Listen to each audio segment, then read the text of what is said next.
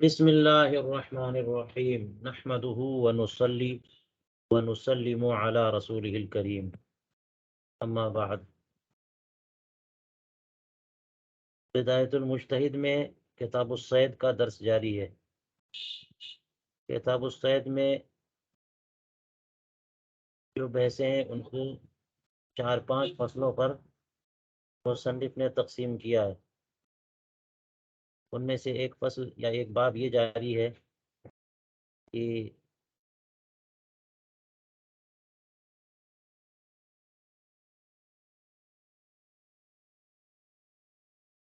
ان ذرائع سے شکار کرنا ہے جو ذرائع مشروع ہوں، تو تیر ہے، بھالے ہیں اور زخمی کرنے والے جانور۔ تو اب زخمی کرنے والے جانور جو ہیں کتا اور اس طرح سے اور بازی پرندہ، تو ان پرندوں یا درندوں کے تعلق سے بھی کچھ شرطیں ہیں۔ قرآن پاک کی صراحت اور حدیث پاک کی صراحت سے ثابت ہے کہ ان میں ایک شرط بڑی اہم ہے، تعلیم، یعنی سدھا لینا اور ان کو ٹرین کر دینا۔ کتے کی تفصیل میں آتا ہے کہ کیسے اس کی تعلیم کا کیا معاملہ ہوگا۔ تو تعلیم میں کلاب یا تعلیم جوارح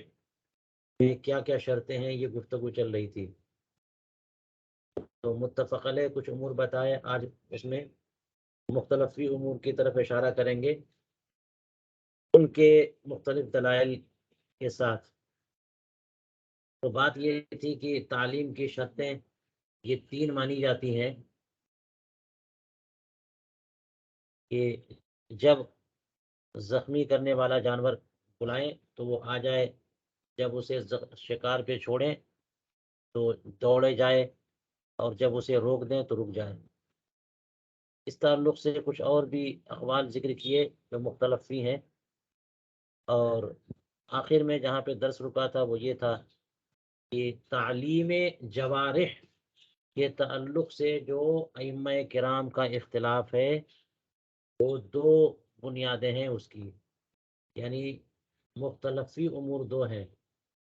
ایک تو یہ ہے کہ کیا تعلیم کی شرط یہ ہے کہ جب روکا جائے تو رک جائے، اور کیا یہ شرط ہے کہ وہ خود نہ کھائے؟ ٹھیک ہے، تو یہ این زجرہ اذا زجرہ والثانی حل من شرطی اللہ یاکلہ، جب اسے روکا جائے تو رک جائے، اور یہ کہ خود شکار کرے وہ کتا تو نہ کھائے، شکار کرے تو خود نہ کھائے۔ تو یہ اختلاف ہے کہ چھوڑنا، اب چھوڑنے کے بعد اسے روکا جائے تو نہ رکے، ہر جانور نہیں رکتا، جیسے بازی پرندہ ہے اسے چھوڑ دیا جائے کسی شکار پہ تو رک جائے گا، لیکن اسے روکے تو نہیں رکتا۔ اسی طرح سے کھانا یا نہ کھانا یہ ہر جانور میں نہیں ہو سکتا۔ تو یہ اختلاف جو ہے اس کا سبب کیا ہے، چلیے آج یہاں سے فرمایا وَالسَّبَبُ الْخِلَافِ فِي اشْتِرَاطِ الْأَكْلِ او عدمه شیئان، 2 چیزیں ہیں اختلاف کا سبب کی، کیا عقل شرط ہے یا عدم عقل؟ ظاہر ہے کہ جمہور یہی کہتے ہیں کہ عدم عقل شرط ہے۔ کتا اگر چھوڑا جائے تو جس شکار پر وہ جائے اور شکار بنائے اس میں سے خود نہ کھائے۔ تو ایک وجہ کیا ہے اختلاف کی، احدہما اختلاف الآثار فی ذالک، روایتیں مختلف ہو گئیں۔ دوسرا سبب یہ ہے کہ حل اذا اکل فهو ممسک ام لا، اگر وہ کھا ہی لیتا ہے تو کیا وہ ممسک ہے یا نہیں، کیونکہ قرآن پاک نے عقل کی بات نہیں کہی ہے اکل یاکلو، لیکن امساک کی بات کہی ہے، فکلوا مما امسکنا، فکلوا مما امسکنا یہ فرمایا۔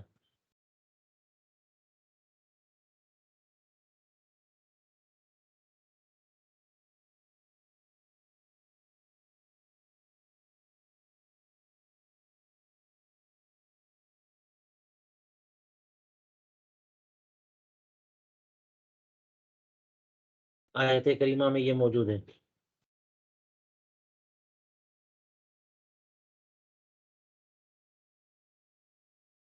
کہ وہ جانور جو تمہارے لیے چھوڑ دیں اس میں سے کھاؤ. یہ دیکھیے فَكُلُوا مِمَّا أَمْسَكْنَا عَلَيْكُمْ.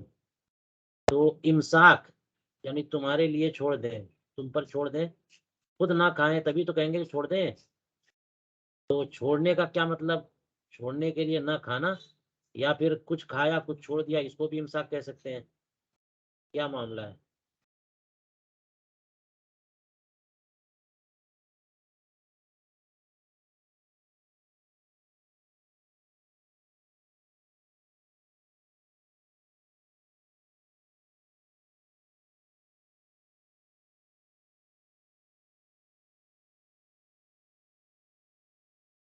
جی یہاں پہ تھے، وہی کہہ رہے ہیں کہ اگر وہ کھا لے تو کیا وہ ممسک ہے یا نہیں. یہ دو وجہ ہیں. اب چلیے حدیثوں کی بات کی، حدیثوں میں کیا اختلاف ہے. فرمایا کہ ایک وہ حدیث پاک ہے جو حضرت عدی بن حاتم سے مروی ہے، اس کا ذکر وہ پہلے گزر بھی چکی ہے. اس میں یہ ہے فَإِنْ أَكَلَ فَلَا تَأْكُلْ فَإِنِّي أَخَافُ أَنْ يَكُونَ إِنَّمَا أَمْسَكَ عَلَى نَفْسِهِ. اگر وہ شکاری جانور اس شکار سے کھا لے تو تم نہ کھانا، کہ مجھے اندیشہ ہے کہ اس نے اپنے لیے اسے پکڑا ہوگا. یہ روایت ہی اگر کھا لے تو صراحتاً فرمایا کہ نہ کھانا. اور اس روایت کی معارض دوسری روایت ہے جو حضرت ابو ثعلبہ خوشنی رضی اللہ تعالیٰ عنہ کی روایت ہے. فرماتے ہیں کہ رسول کریم علیہ الصلوۃ والتسلیم نے ارشاد فرمایا اذا ارسلت کلبک المعلم وذکرت اسم اللہ فکل. کہ تم اپنے سدھائے ہوئے کتے کو جب چھوڑو یعنی شکار پہ، اور تم نے اللہ کا نام لے لیا تو کھاؤ. تو راوی کہتے ہیں کہ اگرچہ اس میں سے کھا لیا ہو یا رسول اللہ، پھر بھی فرمایا وَإِنْ أَكَلَ، اگرچہ کھا لیا ہو. اب دیکھ رہے ہیں کہ یہ روایت جو ہے جانور شکاری جانور کھا لے تب بھی اجازت مل رہی ہے. اور اس سے پہلے کیا فرمایا تھا کہ فَإِنْ أَكَلَ فَلَا تَأْكُلْ، اگر کھا لے تو نہ کھاؤ. تو تعارض ہوا. تو تعارض میں تو یہی ہوگا نا کہ اولاً صورت یہ ہوتی ہے کہ کوئی توفیق اور جمع کی صورت نکالے. تو بعض لوگوں نے توفیق و جمع کیا، اور باقی اگر نہیں ہے تو پھر ترجیح کی صورت ہوگی. تو بعض لوگوں نے حضرت عدی ابن حاتم کی روایت کو ترجیح دی، اور بعض نے حضرت ابو ثعلبہ خوشنی کی روایت کو. تو کہتے ہیں فمن جمع بین الحدیث، جنہوں نے تطبیق کی انہوں نے کیسے کیا کہ حضرت عدی ابن حاتم کی روایت کو ندب پر محمول کیا، کہ وہاں جو منع فرمایا کہ اگر کھا لے کتا کھا لے تو نہ کھانا، یعنی اس سے پرہیز کرنا بہتر ہے. اس لیے کہ اندیشے کی بات فرمایا جی، کہ مجھے ڈر ہے کہ اس نے اپنے لیے روکا ہو یا پکڑا ہو. وہذا علی الجواز، اور حضرت ابو ثعلبہ خوشنی والی روایت کو جواز پر محمول کرنا. یہ تطبیق کی صورت ہو سکتی ہے کہ وہاں جو ممانعت ہے وہ بس احتیاطاً ہے، اور یہاں جواز کا حکم ہے. تو دونوں میں تعارض نہیں ہوا. یہ تطبیق کی صورت ان لوگوں نے نکالی، اور یہ کہہ دیا کہ لیس من شرط ہی اللہ یاکلا، شکار کے حلال ہونے کے لیے یہ شرط نہیں ہے کہ شکاری جانور اس میں سے نہ کھائے. اور جن لوگوں نے حضرت عدی ابن حاتم کی روایت کو ترجیح دیا وہ تو کہہ دیں گے کہ بالکل حرام ہے، کہ اس میں صراحت ہے کہ اگر کھا لے تو تم نہ کھانا. تو کتا اگر کھا لے گا تو وہی شکاری جانور نے اس سے کھا لیا شکار سے، تو پھر تمہارے لیے حرام. وہ حرمت کا قول کریں گے. اور ترجیح دینے کی وجہ کیا ہے؟ وجہ ترجیح کی یہ حدیث زیادہ قوی ہے، یہ متفق علیہ ہے. بخاری اور مسلم دونوں محدثین نے اس کی تخریج فرمائی،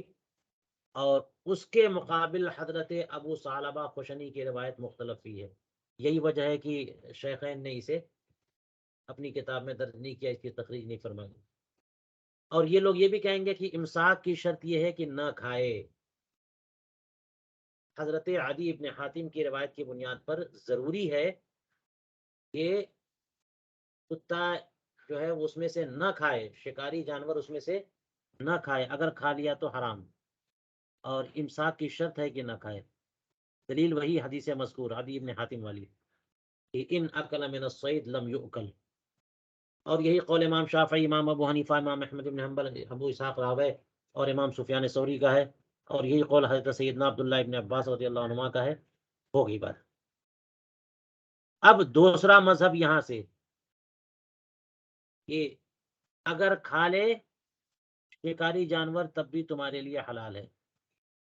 فرماتے ہیں وَرَخَّصَ فِي أَكْلِ مَا أَكَلَ الْكَلْبُ كَمَا قُلْنَا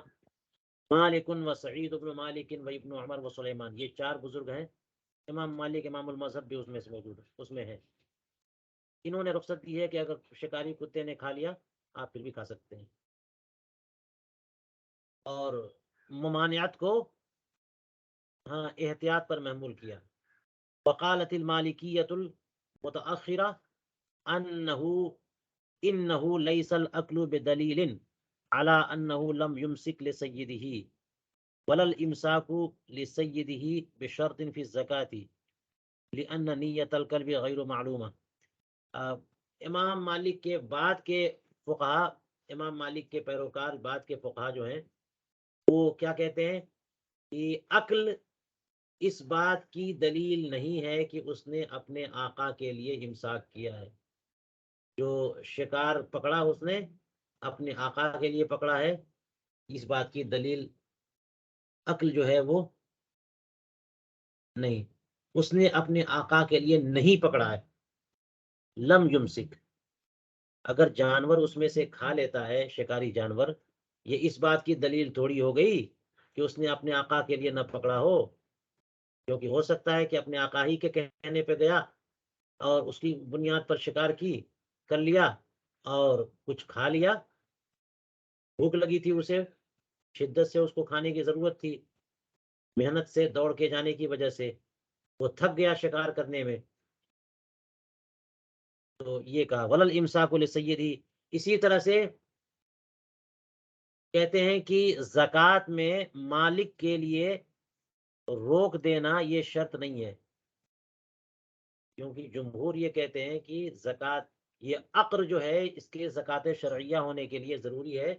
کہ شکاری جانور شکار کو مالک کے لیے پکڑے اور اس میں سے کچھ نہ کھائے۔ زکوٰۃ شرعیہ کے لیے امساک شرط ہے، لیکن یہ لوگ کہتے ہیں بعض مالکیہ کہ امساک مالک کے لیے زکوٰۃ شرعیہ کے لیے شرط نہیں ہے، کیونکہ کیونکہ کتے کی نیت تو پتہ ہے نہیں ہے، اس نے نہیں کھایا تو آپ نے سمجھ لیا کہ وہ مالک کے لیے روک رہا ہے، کھا لیا تو آپ نے یہ کہہ دیا کہ وہ اپنے لیے اس نے شکار کیا تھا۔ ہو سکتا ہے کہ نہیں کھایا، آپ نے کہہ دیا مالک کے لیے، اور حالانکہ اس کو کھانے کی کوئی ضرورت ہی نہیں تھی، اس کو بھوک ہی نہیں تھی، یا اس شکار میں اسے کوئی رغبت ہی نہیں ہے، تو اس لیے کتے کی نیت تو پتہ نہیں ہے، اس لیے امساک یعنی نہ کھانا اس کو مالک ہی کے لیے قرار دینا یہ ضروری نہیں ہے، یہ لوگ کہتے ہیں۔ فرماتے ہیں وقد یمسک لسیدہ، کہ دیکھ لیجئے کبھی کبھی ایسا ہوتا ہے کہ وہ اس نے شکار کو پکڑا تو مالک ہی کے لیے، لیکن پھر اسے لگا کہ مجھے بھی کچھ کھا لینا چاہیے، اور پھر اس نے اپنے لیے بھی لے لیا اس سے فیمسک لنفسہ، اپنے لیے بھی پکڑا اسے، تو شکار مالک کے لیے پکڑنا تو ہوا۔ وَهَذَا الَّذِي قَالُوهُ خِلَافُ النَّصِّ فِي الْحَدِيثِ وَخِلَافُ ظَاهِرِ الْكِتَابِ، یہ جو متأخرین فقہائے مالکیہ کہہ رہے ہیں کہ زکوٰۃ شرعیہ، صید میں زکوٰۃ شرعیہ کے لیے امساک للمالک شرط نہیں ہے، اور عقل یہ اس بات کی دلیل نہیں ہے کہ اس نے اپنے مالک کے لیے امساک نہیں کیا، یہ جو دونوں باتیں کہی ہیں یہ نصوص کے خلاف ہے، نصوص کے خلاف ہے۔ حضرت عدی ابن حاتم والی روایت گزری اور قرآن پاک کی صریح نص موجود ہے فَكُلُوا مِمَّا أَمْسَكْنَا عَلَيْكُمْ، اس لیے کہا کہ یہ جو فرما رہے ہیں یہ لوگ، یہ نص فی الحدیث کے بھی خلاف ہے اور ظاہر کتاب کے بھی خلاف ہے۔ ظاہر نص فی الحدیث کے خلاف وہ جو عدی ابن حاتم کی روایت میں گزری، اور ظاہر کتاب یہ اللہ تعالیٰ کا ارشاد فکلوا مما امسکنا علیکم، تو ٹھیک ہے۔ کہتے ہیں ولیل امساک علی سید الکلب طریق تعرف به وهو العادہ، یہ اوپر کہا نا کہ امساک جو ہے وہ نہ کھانا، یہ دلیل نہیں ہے کہ اس نے اپنے آقا کے لیے نہیں روکا، اور کتے کی نیت تو معلوم ہے نہیں، تو کیسے پتا چلے گا؟ کتے کی نیت پتا نہیں ہے تو کیسے پتا چلے گا کہ وہ اس نے جو ہے نا آقا کے لیے شکار کیا یا اپنے لیے شکار کیا؟ تو اس کے بارے میں بتاتے ہیں کہ امساک علی سید القلب، اس کا ایک طریقہ ہے کہ جس سے یہ بات معلوم ہو جائے گی، اور وہ ہے عادت، کہ اس نے اپنے آقا کے لیے شکار کیا ہے اور اسی کے لیے باقی رکھا ہے۔ یہ عادت سے بات معلوم ہوگی، کیونکہ اس نے کھا لیا اس کا مطلب اپنے لیے کیا، اس نے نہیں کھایا اس کا مطلب آقا کے لیے کیا۔ تو عادت ہے کہ 3 بار، عادت کے معاملے میں بات فرماتے ہیں کہ 3 بار کم سے کم وہ جائے سیدھے اور شکار کرے اور اسے چھوڑ دے، نہ کھائے، آقا کے پاس لے کے آئے یا وہیں رہے۔ وَلِذَلِكَ قَالَ عَلَيْهِ الصَّلَاةُ وَالسَّلَامُ فَإِنْ أَكَلَ فَلَا تَأْكُلْ، حضور کریم علیہ السلام نے اسی لیے تو فرمایا کہ اگر کھا لے تو نہ کھانا، کہ مجھے اندیشہ ہے کہ اس نے اپنے ہی لیے پکڑا ہے۔ تو انی اخاف سے سمجھ میں آیا نا کہ یہ اگر عادت ہوتی تو یہ اندیشہ نہیں ہوتا۔ عادت میں ظن غالب تو پیدا ہو جاتا ہے، ایک قطعیت کی طرف حکم آ جاتا ہے جی، اور یہاں پر فرمایا اندیشہ ہے، ہو سکتا ہے، اس کا مطلب اس کی عادت اسٹیبلش نہیں ہوئی ابھی۔ تو عادت ہے جس سے بات معلوم ہوتی ہے کہ اس نے آقا کے لیے امساک کیا ہے، اور آقا کے لیے امساک اس نص سری میں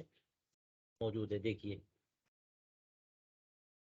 چلیے، یہ تو عقل کے معاملے میں اختلاف تھا، اب ازدجار اور انزجار کے معاملے میں اختلاف، کہ اگر اس شکاری جانور کو چھوڑنے کے بعد اگر مالک روک لے تو وہ رک جائے، اس سلسلے میں اختلاف۔ تو فرماتے فَلَيْسَ لَهُ سَبَبٌ إِلَّا اختلاف، کوئی سبب نہیں ہے سوائے اس کے کہ ان فقہائے کرام نے اختلاف کیا کہ کس معاملے میں، کہ دیگر تمام شکاری جانوروں کو قیاس کیا ہے کلب پر، اور آپ نے پڑھ لیا نا کہ کلب کی خصوصیت ہے کہ چھوڑنے کے بعد، شکار پر چھوڑنے کے بعد اگر مالک اسے روکے تو رک جاتا ہے، دوڑائے تو دوڑتا ہے، روکے تو رکتا ہے۔ اور جو جانور ہوتے ہیں دوڑانے پہ دوڑتے تو ہیں لیکن روکنے پہ نہیں رکتے، تو کتا چونکہ روکنے پہ رک جاتا ہے تو دیگر تمام شکاری جانوروں کو اسی پر قیاس کرتے ہوئے کہا کہ وہ بھی روکنے پہ رک جائیں، یہ اختلاف ہے، اور باقی لوگوں نے اس پر جو ہے نا وہ قیاس نہ کیا کہ کتے کی خصوصیت ہے تو وہ روکنے پہ رک جائے، یہ ضروری ہے اس کے معلم ہونے کے لیے۔ دیگر جوارح جو ہیں، دیگر شکاری جانوروں کے معلم ہونے کے لیے یہ ضروری نہیں ہے، اگرچہ نہ رکے پھر بھی وہ معلم قرار پائیں گے۔ تو یہ اختلاف، لأن الکلب الذی لا یزدجر لا یسمى معلما باتفاق، کتا جو نہیں رکتا وہ تو معلم کہا ہی نہیں جاتا، اس میں اتفاق ہے، لیکن دیگر تمام شکاری جانور اگر نہیں رکتے تو کیا معلم قرار پائیں گے یا نہیں، اس میں تردد ہے، کنفرم نہیں ہے، اور یہی اختلاف کا سبب ہے۔ چلیے یہ معاملہ ہو گیا۔ تیسرا باب،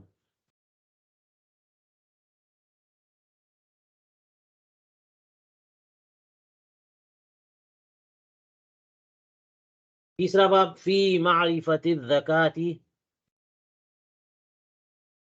المختصة بالصید وشروطها، شکار کے ساتھ جو زکوٰۃ خاص ہے اس کی معرفت کے بیان میں اس زکوٰۃ کی شرطوں کے بارے میں یہ باب ہے، کہ کون سی زکوٰۃ ہے جو زکوٰۃ شرعیہ قرار پائے شکار کے معاملے میں، کیونکہ آپ نے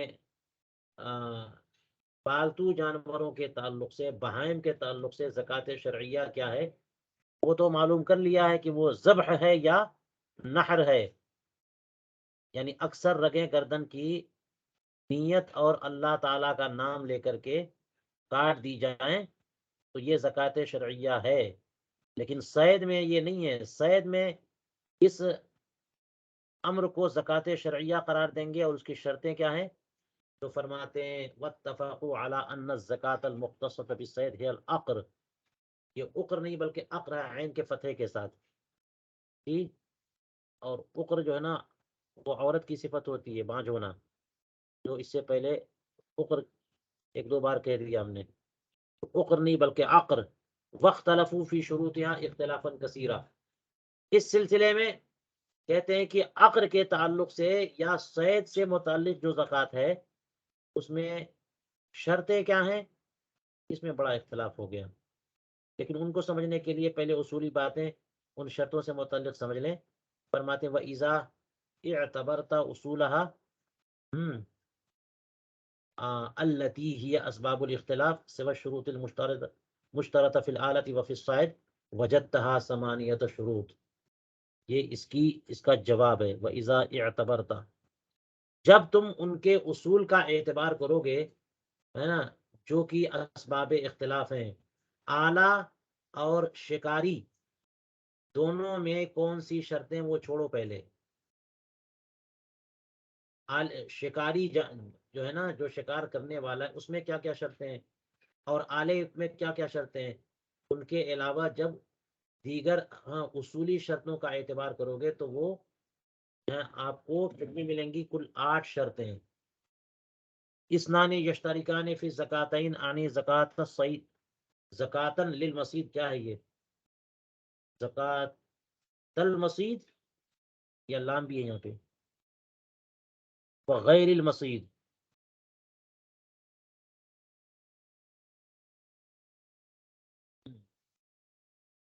ٹھیک ہے. مصید یہ اسم مفعول ہے. تو کہتے ہیں کہ 2 شرطیں وہ ہیں جو شکار اور غیر شکار دونوں کی زکوٰۃ شرعیہ کے لیے شرط ہیں. چاہے شکار کو حلال کرنا ہو یا پھر پالتو جانور گائے بھینس بکرا مرغ یہ وغیرہ ذبح کرنا ہو. اور وہ دونوں شرطیں کیا دونوں میں ضروری ہیں. وہی نیت و تسمیہ، نیت ہو ذبح کرنے کی، حلال کرنے کی، اور اللہ تعالیٰ کا نام لینا. وَسِتَّةٌ تُخْتَصُّ بِهَذِهِ الزَّكَاةِ، اور 6 شرطیں جو ہیں، ان 2 کے علاوہ 6 شرطیں جو اسی زکوٰۃ کے ساتھ خاص ہیں، یعنی صرف شکار کے ساتھ. چلیے ان 6 کو ہم پڑھتے ہیں. فرمایا احدها، ان 6 میں سے پہلی شرط کون ہے؟ یہاں پر ان چھوٹ گیا اس نسخے میں. إِن لَمْ تَكُنِ الْآلَةُ أَوِ الْجَارِحُ الَّذِي أَصَابَ الصَّيْدَ قَدْ أَنْفَذَ مَقَاتِلَهُ فَإِنَّهُ يَجِبُ أَنْ يُزَكِّيَ بِزَكَاةِ الْحَيْوَانِ الْإِنْسِي، یا أَنْ يُزَكَّى بِزَكَاةِ الْحَيْوَانِ الْإِنْسِي إِذَا قَدَرَ عَلَيْهِ، اور يُزَكَّى کہا تو إِذَا قُدِرَ عَلَيْهِ قبل ان يموت مما اصابه من الجارح او من الضرب. یعنی اگر آلے، یعنی جس آلے جارحہ نے اس شکار کو زخم لگایا،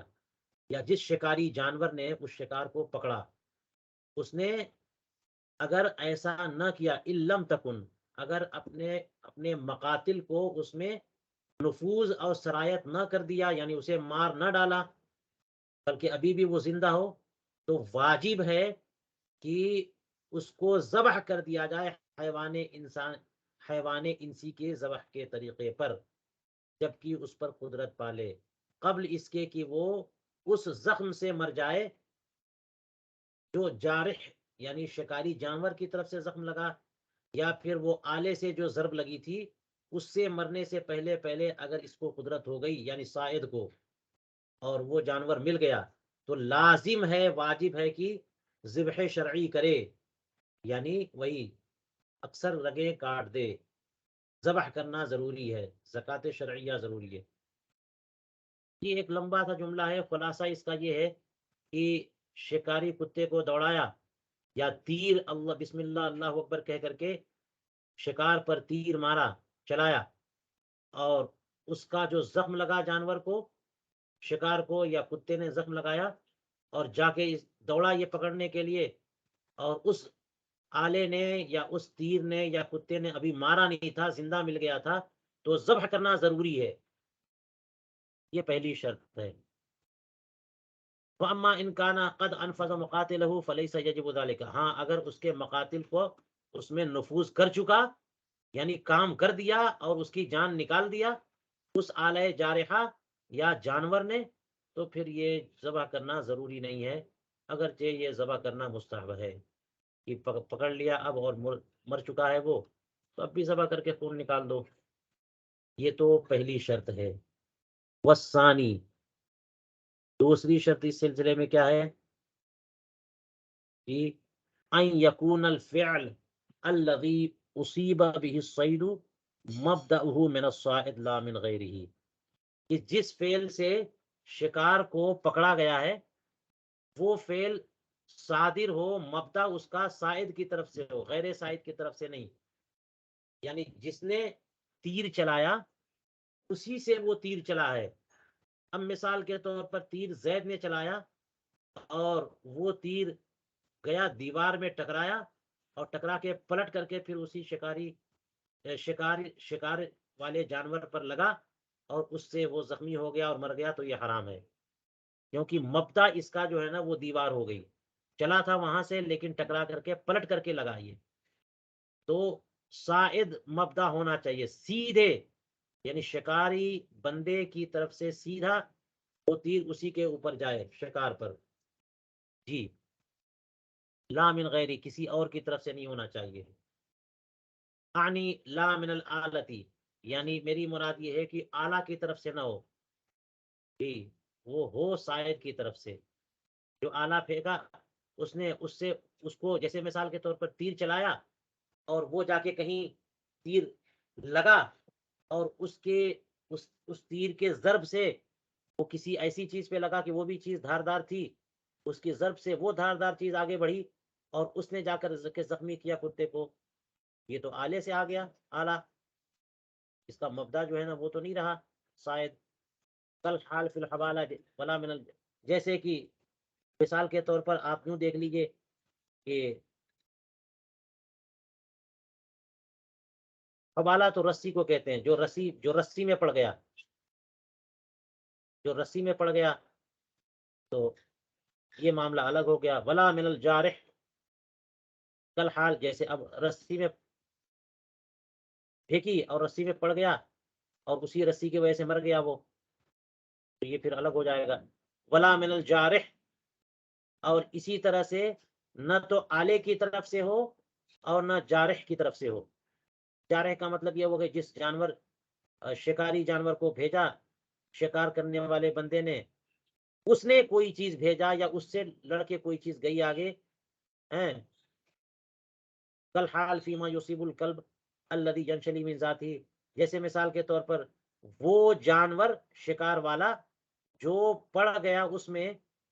یا پکڑا گیا اس کتے کے ذریعے، جو کتا خود بخود جو ہے شکار کی طرف بڑھا، ینشلی من ذاتہ، بذات خود وہ کتا اس شکار کو پکڑنے کے لیے گیا تھا اور کسی بندے نے یا اس کتے کے مالک نے نہیں چھوڑا تھا، تو دیکھیے اس کا مبدا شاید تو ہوا نہیں، اس کا مبدا شاید تو نہیں ہوا، وہ کتا زید کا ہے، زید نے چھوڑا نہیں، کتا خود بخود گیا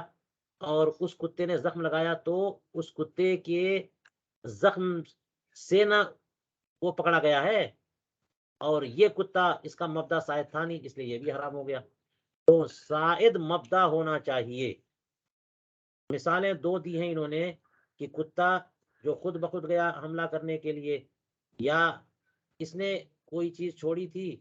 اور اس سے کوئی ایسی چیز بن گئی جیسے رسی وغیرہ پکڑنے کے لیے، اب اسی سے جو ہے نا اسی کے گلے میں پڑ گئی اور اسی کے دباؤ سے مر گیا وہ۔ والثالث،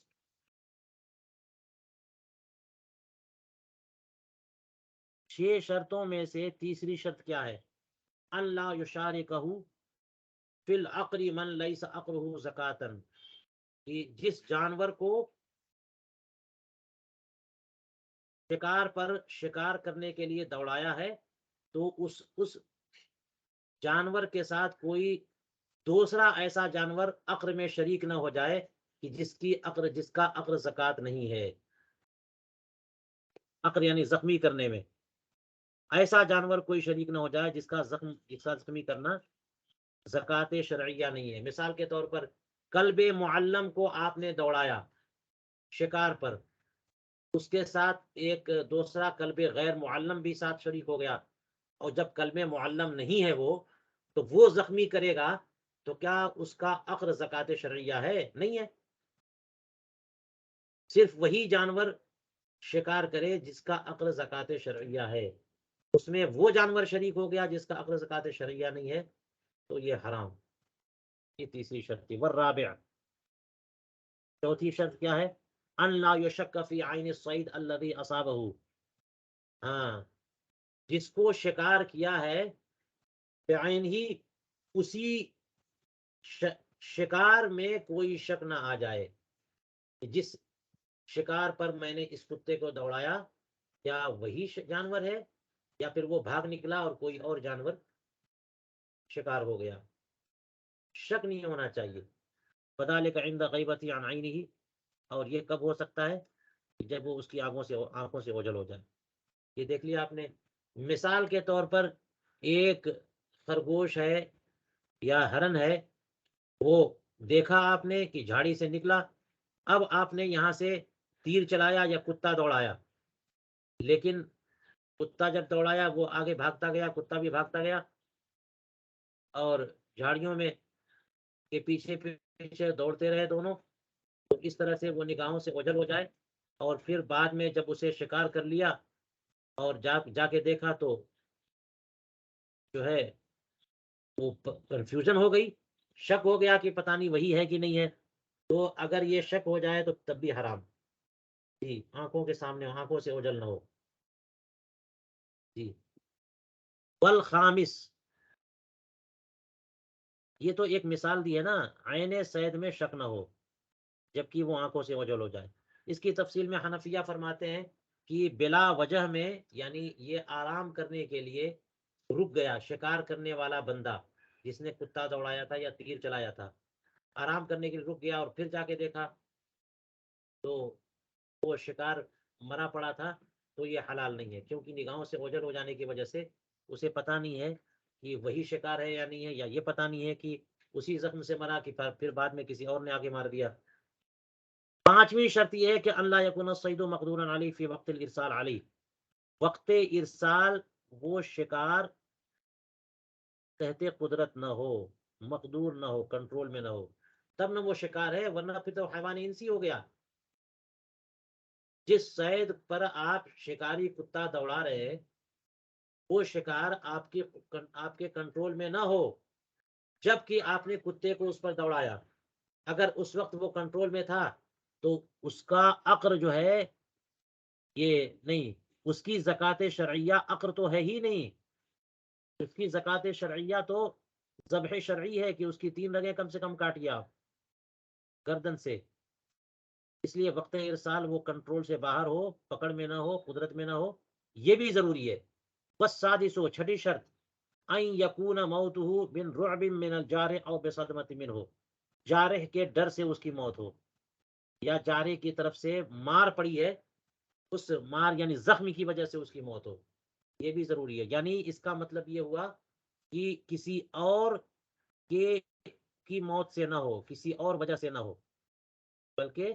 جس شکاری جانور نے اس کو مارا، زخم لگایا، تو اس زخم کی وجہ سے، اس چوٹ کی وجہ سے، یا پھر یہ کہ جو ہے وہ اس کے ڈر سے وہ شکار مر گیا،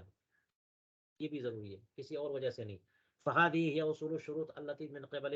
اشتراطها او لا اشتراطها عرض الخلاف بین الفقهاء،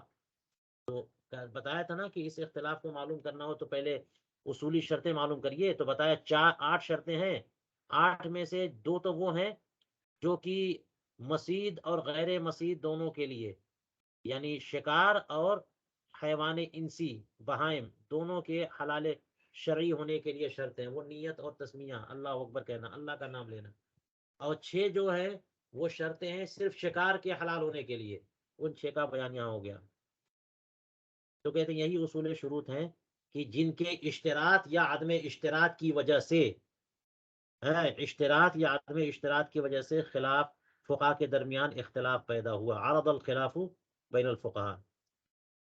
وربما اتفقوا علی وجوب بعض هذه الشروط، ان شرطوں میں سے بعض شرطوں پر تمام فقہا متفق ہو جاتے ہیں. ہاں ایسا بھی ہوا کہ بعض شرطوں پر تو سارے فقہا متفق ہو گئے، لیکن اس میں اختلاف ہو جاتا ہے ان کی تفصیلات میں. اصل شرط میں متفق ہوں لیکن تفصیل میں اختلاف، تو کہتے ہیں وَيَخْتَلِفُونَ فِي وُجُودِهَا فِي نَازِلَةٍ نَازِلَةٍ. ایک کیس میں اختلاف ہو گیا، دوسرے کیس میں اختلاف نہیں ہوا. بہت ساری صورتیں آتی ہیں، اگر وہی معاملہ اس میں آیا تو کہتے ہیں کہ ہاں ٹھیک ہے، اس میں آیا تو نہیں ٹھیک ہے. تو اس کی کچھ وجہیں ہوتی ہیں جس میں اس کی تفصیلات میں ان کا اختلاف ہو جاتا ہے کہ فلاں صورت میں وہ چیز پائی جا رہی ہے، فلاں صورت میں وہ چیز نہیں پائی جا رہی ہے. جیسے مثال کے طور پہ دیکھ لیجئے مالکیہ کا اتفاق اس بات پر کہ ان من شرط الفعل ان يكون مبدأه من الصائد. اس پر تو اتفاق رکھتے ہیں کہ جو بندہ اس کلب معلم کو بھیج رہا ہے وہ ہے صائد، تو صائد کی طرف سے ہی یہ عمل شروع ہو. یعنی تیر سیدھا اسی کے پاس شکار پر جائے یا کتا سیدھا اسی کے پاس سے شکار پر جائے، کسی اور طرف چلا گیا اور پھر شکار پر گیا تو نہیں. تو مبدا صائد کی طرف سے ہونا چاہیے، اس قدر پر تو مالکیہ کا اتفاق ہے. لیکن جناب آگے اختلاف ہو گیا اذا افلت الجارح من یدہ او خرج بنفسہ. اس کی تفصیل میں کہ جو ہے وہ جارح اس کے ہاتھ سے چھوٹ بھاگا، اس نے چھوڑا نہیں تھا، کھل کے بھاگا وہ کتا، یا پھر یہ کہ وہ بذات خود گیا اور اس کے بعد اس مالک نے اس کو پر انگیختہ کیا. ثم اغراہ، پہلے تو وہ کتا خود سے شکار پر دوڑا، یا پھر یہ کہ زید نے اپنے پالتو معلم کتے کو اپنے ہاتھ میں رسی میں پکڑا ہوا تھا اور اچانک وہ چھڑا کے بھاگا، اس نے نہیں چھوڑا. تو ابھی وہ جا ہی رہا تھا، چاہے خود سے گیا ہو یا چھڑا کے گیا ہو، راستے میں جو ہے نا، راستے میں ہی تھا کہ اس کی نیت بھی، صائد کی نیت بھی شریک ہو گئی، شامل ہو گئی. وہ یوں کہ اس نے پھر بلند آواز سے کچھ ایسی آواز نکالی کہ جس سے کتا اور زیادہ تیزی سے دوڑا کہ اب تو مالک بھی کہہ رہا ہے. تو مالک کی شرکت بھی بئی طور ہو گئی. تو کیا اس کو مانیں گے کہ یہ مبدا صائد کی طرف سے ہے، اس کا مبدا صائد ہے، یا نہیں مانیں گے؟ هل يجوز ذلك الصید ام لا؟ یہ صید جائز ہے کہ نہیں جائز ہے؟ لتردد هذه الحال بین ان یوجد هذا الشرط او لا یوجد. یہ اختلاف تو ہو جائے گا یہاں پہ. کیوں اختلاف؟ کیونکہ یہ حالت جو ہے، اس حالت کے متردد ہونے کی وجہ سے کہ وہ شرط یہاں پائی جا رہی ہے یا نہیں پائی جا رہی ہے. وہ کون سی شرط؟ کہ صائد ہی مبدا ہو، جو زید صائد شکار کرنے والا بندہ ہے جس نے کتا چھوڑا ہے، وہیں سے جو ہے نا بالارادہ وہی چھوڑے اور وہیں سے سیدھا جائے. تو بعض لوگ کہیں گے وہیں سے سیدھا تو نہیں گیا، تو بعد میں صائد کی مرضی شامل ہو گئی. اور بعض لوگ کہیں گے اصل مرضی مقصود تھی، جب وہاں سے چلا اس وقت نہیں تھی مرضی، لیکن بعد میں ہو گئی تو وہیں سے تو گیا. چلیے یوں تفصیلات میں اختلاف ہو جاتا ہے. فرماتے ہیں کہ اتفاق ابی حنیفہ و مالک علی ان من شرط اذا ادرک غیر منفوذ المقاتل ان یذب کا اذا قدر علی قبل ان یموت. جیسے امام ابو حنیفہ اور امام مالک کا اس بات پر اتفاق کہ اس کی شرط ہے کہ اگر زید صائد جو ہے وہ اگر اس جانور کو پالے غیر منفوذ المقاتل، ہاں، یعنی اس حالت میں پایا کہ اس کے قتل کرنے کے آلات اس میں سرایت نہیں کیے کر سکے تھے، جس تیر کو چھوڑا تھا اس تیر کے کا دھار والا حصہ یا وہ حصہ جس سے کہ شکار کو قتل کیا جا سکتا، وہ اس میں نافذ نہیں تھا، اور وہ جانور منفوذ المقاتل نہیں تھا، یعنی ابھی ایسا زخمی نہیں تھا کہ مر جاتا. اس حالت میں پایا تو اس کی شرط ہے کہ قدرت مل جائے تو اس کو مرنے سے پہلے پہلے ذبح کر دیا جائے. امام ابو حنیفہ اور امام مالک کا اس پر اتفاق ہے کہ اگر زندہ مل جائے شکار تو اسے ذبح کرنا اس کے حلال ہونے کے لیے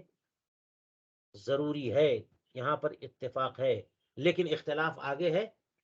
کیا؟ کہ بین ان یخلصہ حیا فیموت فی یدہ قبل ان یتمکن من زکاتہ. یہاں پہ اختلاف ہوا. تو یوں کہ اگر اسے پا تو لیا ہے زندہ،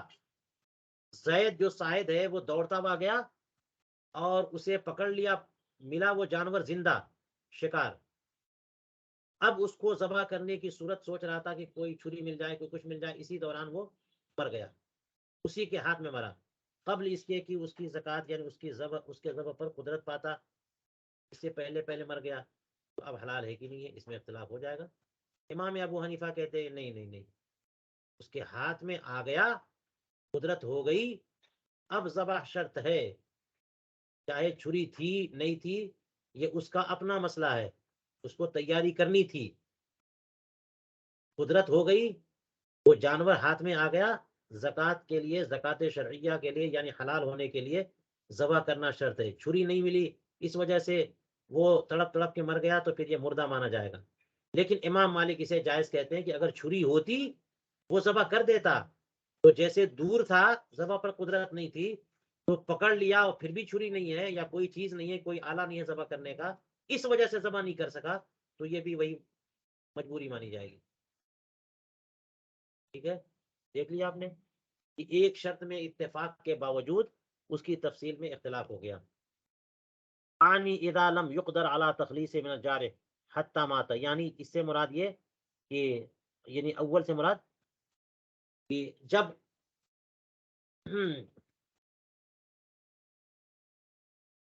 زخمی کرنے والے جانور سے ہاں بچ کر کے جب اس پر قدرت ملی، اذا لم یقدر جب اس پر کنٹرول یوں نہ ملے، ہاں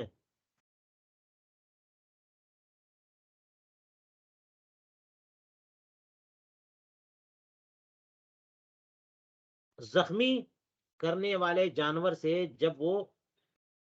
شکار کنٹرول میں آیا ہے تو اس پر قدرت نہ ملے یہاں تک کہ وہ مر جائے، یہ والی پہلی صورت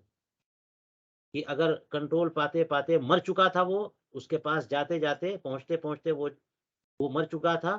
تو پھر وہ حلال ہے، اس میں دونوں کا اتفاق ہے۔ تو اس معاملے میں کیوں اختلاف ہوا؟ لتردد هذه الحال بین ان يقال ادرکه غیر منفوذ المقاتل وفی غیر ید الجارح، کہ اس میں تردد دو صورتوں میں ہوگی، وہ یوں کہ اس کہا جائے کہ جب اس کو پا لیا اس طرح سے کہ غیر منفوذ المقاتل، یعنی پایا اسے کہ ابھی وہ زندہ ہے، شکار کرنے والے شخص نے اسے پایا کہ وہ ابھی غیر منفوذ المقاتل ہے یعنی زندہ ہے، اور جارح کے ہاتھ میں نہیں ہے، اس کے ہاتھ سے گیا، تو اب اشبہ المفرط، تو کیا وہ مفرط کے مشابہ ہو گیا کہ کوتاہی اس کی ہے، او لم یشبہ ہو، یا پھر یہ کہ مفرط کے مشابہ نہیں ہے، فلم یقع منہ تفریط، اس کی طرف سے کوئی زیادتی نہیں ہوئی ہے، تو مفرط ہے یا مفرط نہیں ہے، مفرط کے مشابہ ہے یا مفرط کے مشابہ، یعنی کوتاہی اس کی ہے یا اس کی کوئی کوتاہی، اگر اس کی کوتاہی ہے تو وہ مردہ مانا جائے گا، پا لیا اس نے زندہ اور پھر بھی وہ ذبح نہ کر سکا تو مفرط کے مشابہ ہوا، یا پھر پا لیا اس نے زندہ اور پھر بھی وہ ذبح اس لیے نہیں کر سکا کہ اس کے پاس کوئی چھری نہیں تھی، تو اب وہ تفریط اس کی طرف سے نہیں، کوتاہی اس کی طرف سے نہیں ہوئی، اس وجہ سے اختلاف۔ چلیے کہتے ہیں وَإِذَا كَانَتْ هَذِهِ الشُّرُوطُ هِيَ أُصُولُ الشُّرُوطِ المشترطة في الصيد مع سائر الشروط المذكورة في الآلة والصائد نفسه على ما سيأتي يجب أن يذكر منها ما اتفقوا عليه وما اختلفوا فيه۔ اب فرماتے ہیں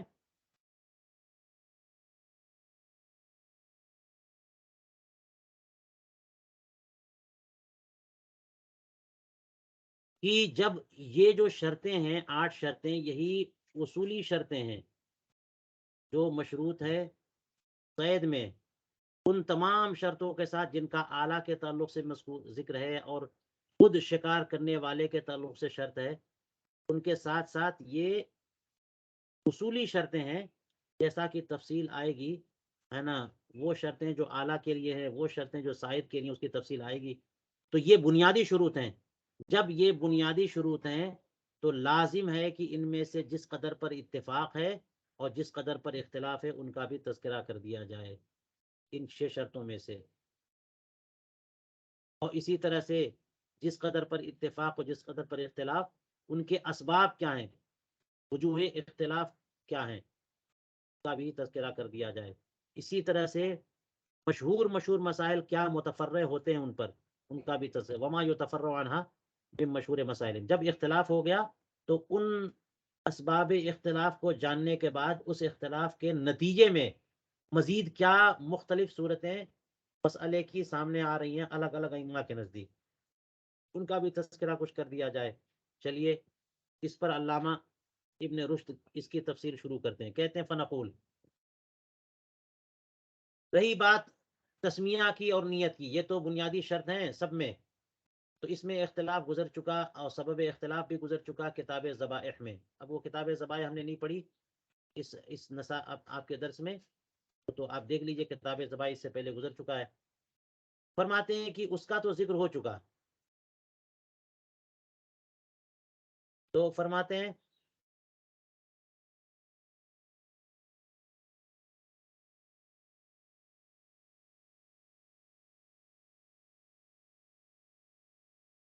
کہ وَمِن قِبَلِ اشْتِرَاطِ النِّيَّةِ فِي الزَّكَاةِ لَمْ يَجُزْ عِنْدَ مَنْ اشْتَرَطَهَا إِذَا أَرْسَلَ الْجَارِحُ عَلَى صَيْدٍ وَأَخَذَ آخَرُ زَكَاةَ ذَلِكَ الصَّيْدِ لَمْ يُرْسِلْ عَلَيْهِ. کیونکہ زکوٰۃ شرعیہ میں نیت شرط ہے، کیونکہ زکوٰۃ شرعیہ کے لیے نیت شرط ہے. وَمِن قِبَلِ اشْتِرَاطِ النِّيَّةِ فِي الزَّكَاةِ، زکوٰۃ شرعیہ کے لیے چونکہ نیت شرط ہے، اس لیے جنہوں نے نیت کو شرط قرار دیا ان کے نزدیک وہ جانور حلال نہیں ہوگا، ہیں، جبکہ وہ شکار حلال نہیں ہوگا، جبکہ جارح کو اس نے یعنی شکاری جانور کو اس شکار پر دوڑایا اور کسی دوسرے نے اس صید کی زکوٰۃ کو پکڑ لیا. لم یرسل علیہ، جس نے اس صید پر دوڑایا نہیں تھا. زید نے اپنا کتا کسی ہرن پر دوڑایا اور اس کتے نے جا کر کے اس ہرن کو شکار کیا، لیکن زید وہاں نہیں پہنچا، دوسرے لوگ وہاں گئے، بکر وہاں پہنچا اور بکر نے زندہ حالت میں اسے پا لیا. تو اب یہاں پر اختلاف ہو گیا، جس نے کہ اسے دوڑایا نہیں تھا. لم یرسل علیہ، تو کہا لم یجوز، یہ جائز نہیں ہوگا. وبہ قال مالک، اسی کا قول، چونکہ امام مالک نے تو یہ کہہ دیا ہے نا اوپر گزرا کہ اگر وہ پہنچا اور چھری نہ تھی اس وجہ سے وہ مر گیا تو حلال ہے، تو یہ وہی پہنچے گا جس نے بھیجا تھا، تب کوئی اور پہنچا تو نہیں. وقال الشافعی و ابو حنیفہ و احمد و ابو سعید، یہ چار حضرات یہ فرماتے ہیں کہ ذالک جائز و یوکل، یہ حلال ہے اور اسے کھایا جائے گا. جب زید نے اپنا کتا دوڑایا اور کتا جا کر کے شکار کو شکار بھی بنایا اور شکار گر گیا، اور اس کے بعد جو ہے خود زید جا کر کے اسے ذبح کرے، یہ ضروری نہیں ہے، بکر میں جا کر کے اسے ذبح کر دیا تب بھی وہ جانور حلال ہوگا. ومن قبل ھذا، اسی وجہ سے یعنی اشتراط نیت کی وجہ سے ایک اور اختلاف. فرماتے ہیں کہ اختلف اصحاب مالک فی الارسال علی صید غیر مرئی،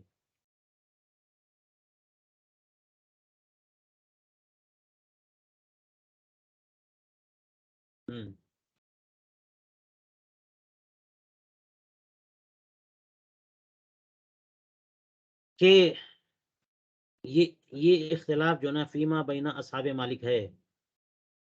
وہ کیا ہے کہ کسی ایسے شکار پر انہوں نے بھیجا شاید نے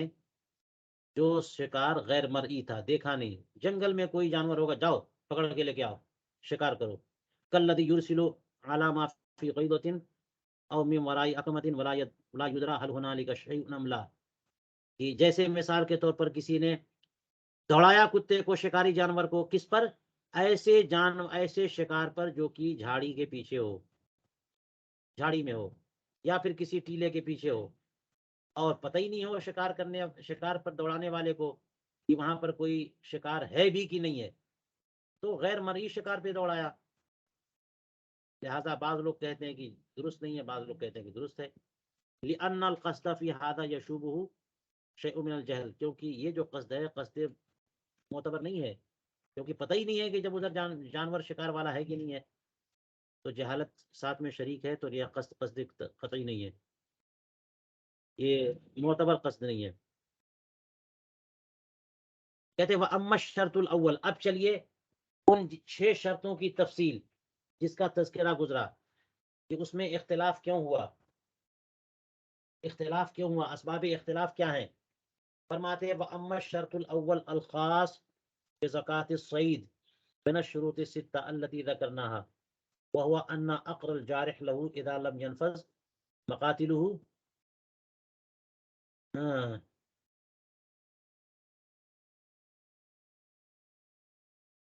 إذا لم ينفذ مقاتله إنما يكون إذا لم يدرك المرسل حيا۔ جی فرماتے ہیں کہ جو پہلی شرط تھی ان اشیاء شروط ستہ میں جن کا ہم نے ذکر کیا، ان میں پہلی شرط کہ جارح کا زخمی کرنا جبکہ اس کے مقاتل اپنے مقاتل کو اس میں نفوذ نہ کر سکے، یعنی کتے نے زخمی تو کیا لیکن اسے مارا نہیں اور وہ جانور مرا نہیں، تو اس میں شرط شروع میں بیان کر دی تھی جو ابھی آپ نے پڑھی کہ یہ پکڑے اور یہ ذبح کرے، اگر اس نے کتے نے ابھی ایسا نہیں مارا کہ وہ مرا ہو، کوئی مرا نہیں ہے زندہ مل گیا تو یہ ذبح کرے۔ تو اس میں یہ کیا ہے کہ انما یکون اذا لم یدرک المرسل حیا، یہ کب ہے؟ جبکہ مرسل اسے زندہ نہ پائے، جبکہ اسے مرسل زندہ نہ پائے۔ فباشتراط قال جمہور العلماء، تو اس کو شرط لگایا ہے جمہور علماء نے، لما جاء فی حدیث عدی بن حاتم فی بعض روایاتی انه قال علیہ الصلوۃ والسلام وَإِنْ أَدْرَكْتَهُ حَيًّا فَاذْبَحْهُ، اگر تم زندہ پالو تو تم ذبح کرنا۔ جی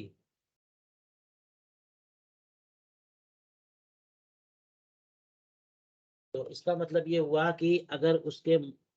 کو قتل نہیں کر سکا اور جارے نے زخم تو لگایا لیکن قتل نہیں کر سکا، تو ضروری ہے کہ وہ پہنچے تو ذبح کرے، اور پہنچنے سے پہلے پہلے وہ مر گیا تو پھر حلال ہے۔ جی وہی کہا اذا لم یدرک المرسل حیا، جب اسے مرسل زندہ نہ پائے تو یہ معاملہ ہے۔ یہ جو شرط لگائی ہے تو فرماتے ہیں عدی بن حاتم کی یہ روایت ہے کہ ان ادرکتہ حیا فذبحہ، یعنی زندہ پائے تب ذبح کرنا، زندہ پائے تب ذبح کرنا۔ اس لیے فرمایا کہ اگر زندہ نہ پائے تو پھر ذبح کرنا شرط نہیں ہے، بلکہ وہ مر گیا تو اس کو یہی مانا جائے گا کہ اس زخم سے ہی مرا ہے جو زخم اس کتے نے لگایا ہے، اگرچہ زخم لگاتے وقت اسے مار نہ سکا تھا۔ وکان النخعی یقول اذا ادرکتہ حیا ولم یکن معک حدیدۃ، نہیں ولم یکن معک حدیدۃ فارسل علیہ الکلاب حتی تقتلہ۔ فرمایا کہ حضرت ابراہیم نخعی فرماتے ہیں کہ جب تم اس شکار کو زندہ پاؤ اور تمہارے ساتھ کوئی دھاردار چیز نہ ہو تو پھر کتے کو دوبارہ اس پہ چھوڑو کہ وہ کتا اسے مار ڈالے، کیوں ہی ایسا نہ ہو کہ بلا وجہ میں وہ، یعنی تم دیکھتے رہو اور مر جائے تو پھر مردہ قرار پائے گا، یعنی اس کا مطلب یہ کہ تم کو کچھ نہ کچھ کرنا ضروری ہے۔ وبه قال الحسن البصری مصیرا لعموم قوله تعالی فکلوا مما امسکنا علیکم، اس آیت کریمہ سے یہ عموم سے استدلال کرتے ہوئے امام حسن بصری بھی اور امام نخعی ابراہیم نخعی یہ سب اسی کے قائل ہیں۔ جی ومن قبل هذا الشرط قال مالک، اسی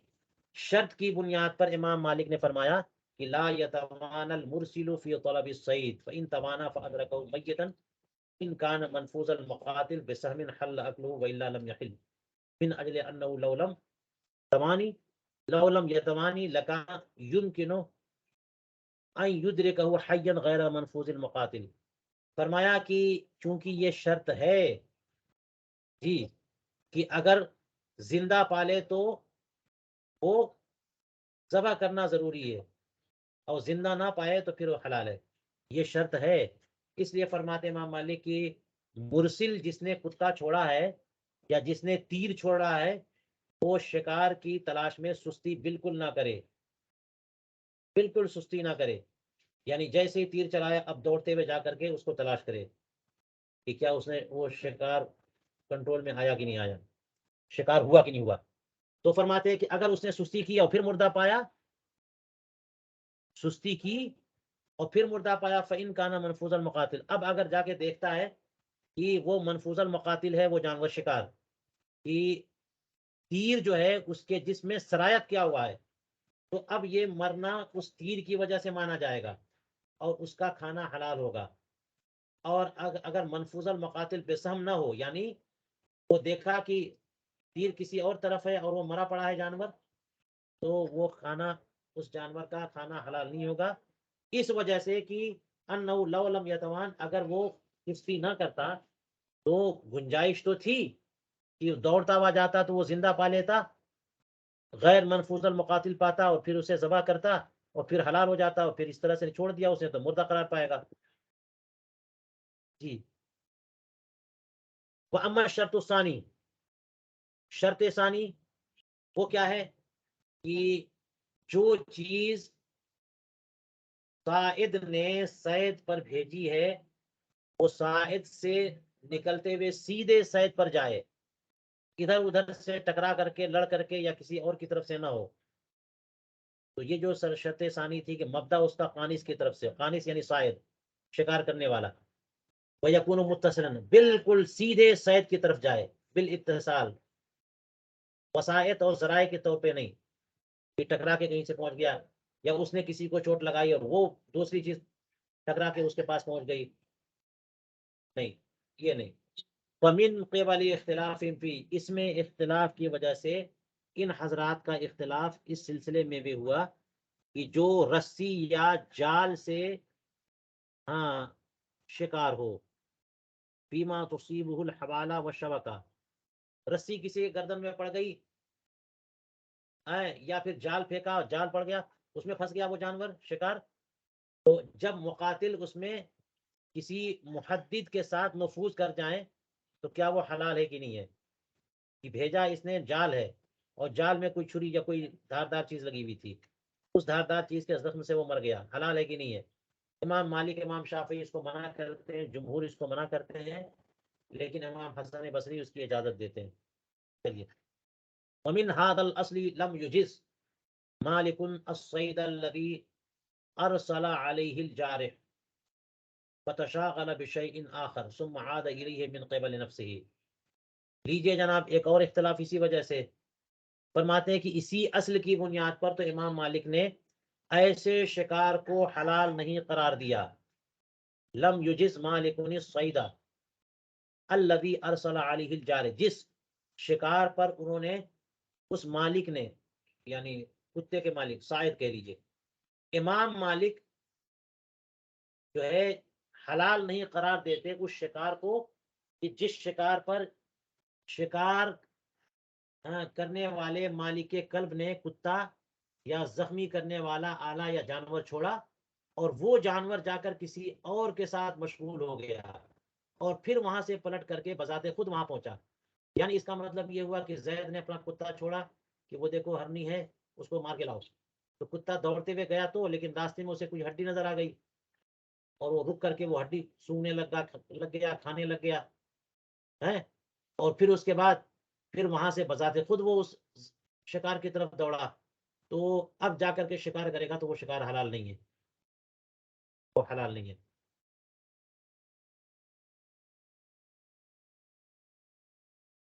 کہتے ہیں محمد شرط الثالث، تیسری شرط اس سلسلے میں جو تھی